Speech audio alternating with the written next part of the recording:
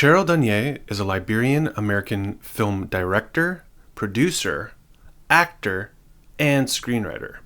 We had a chance to sit down and ask her some questions. Here's the Film Addict interview with Cheryl Dunye.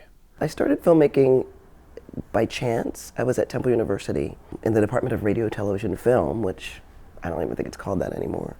And the professor, it was my senior year, and the professor said, we love this short film that you made. Do you want to go to grad school? And I was like, no. I just want to get into the Philly community and work and figure out what my chances were to get some sort of job with my degree. And they were like, well, there's a school called Rutgers, Mason Gross School of the Arts. You would be in a studio practice making your work. I was like, no, I can't afford that. And they was like, well, we'll pay you to go. And I was like, where do I sign? So it was really by circumstance and chance and the ability to just use equipment more. When I was there for 2 years, I had professors like Martha Rossler, Leon Golub, painters and sculptors, and a lot of my work was going towards New York and led me into the art world. So I showed in the Whitney Biennial a couple of times and met a whole bunch of artists and really thought I was going to be a video artist, which doesn't exist anymore. And then I met, I guess I would say, probably Christine Vachon, Todd Haynes, Tom Kalin. It was 91. New Queer Cinema had just been labeled. Nobody was making African-American lesbian work. And I was like, well, I have a project. And they were like, "Wah." And I was like, well, this is something I want to do. So that's the world that was there at that time. And with the energy of sort of ACT UP, with the energy of, I would say like a pre-Black Lives Matter movement with, African-American people organizing actively with activism around multiculturalism.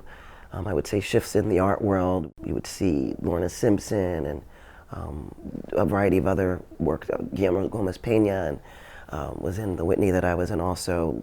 Annie Sprinkle was in that first Whitney. You would start to see this seepage of differing voices in the art and film world. But again, nobody was making long form work. So I just took the task of doing that and following the beats that James Seamus had taught me, and Ruby. I've met Ruby and talked about it, and Christine Vachon didn't want to make The Watermelon Woman at that point. She was looking at her key directors that she was working with. I think she also had just picked up Go Fish.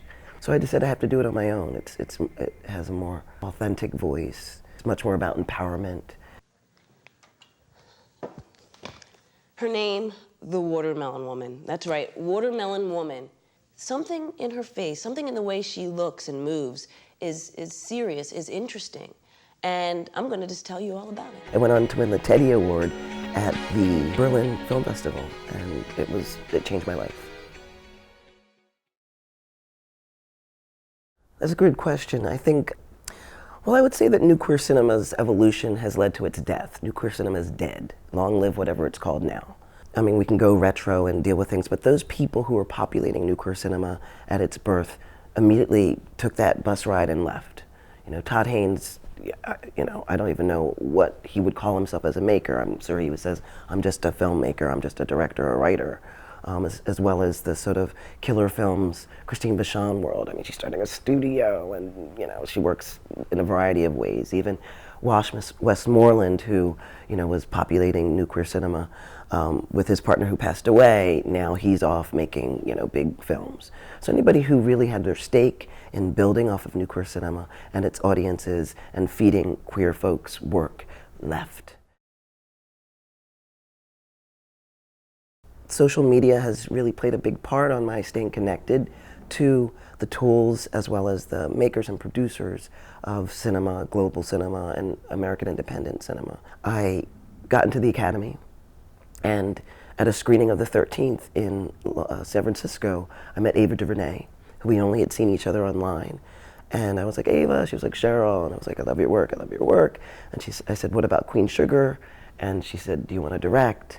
And that opened the door for me to start directing episodic. So I've been directing a lot of episodic television right now, from Queen Sugar to The Fosters to Claws to a variety of other shows. And so that allows me a re-engagement with the equipment and a re-engagement with the mechanisms that make it, and also a look at the studio system of who producers are and who's what story ideas are coming around. How are lesbian and gay and queer people of color's identities being, used or story told in episodic television? I think the future of queer cinema, or whatever it's going to be called, really needs to involve something that's beyond just on the screen. I think that there's so many, when I go to these meetings at studios to talk to people in development, I have yet met a black queer person. I've yet met a black woman in development. No, I would say I met a black woman.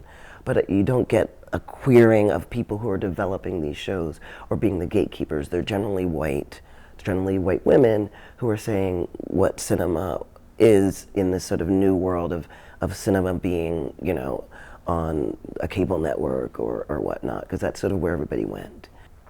The writers and directors of queer cinema need to figure out work that keeps them, needs to either produce more work that's more risky, that's more outside of the comfort zone of the chair that they're used to sitting as a director or a writer, of the money that they're going to make, and maybe make shorts again, maybe use an anonymous name, maybe collaborate and form new structures to make work, maybe sponsor younger makers and be producers and be a part of that work. But I think people have to kind of come back and fill up that void. The same thing for every other shade of cinema.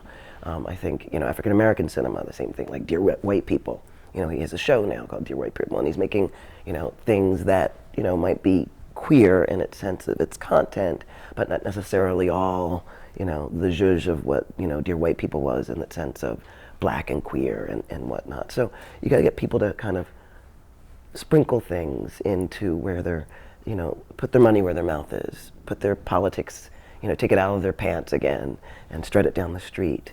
And I think then a lot of things will change in all cinemas, from bringing it into the gallery to bringing it to Africa, and I'm trying to do all those things.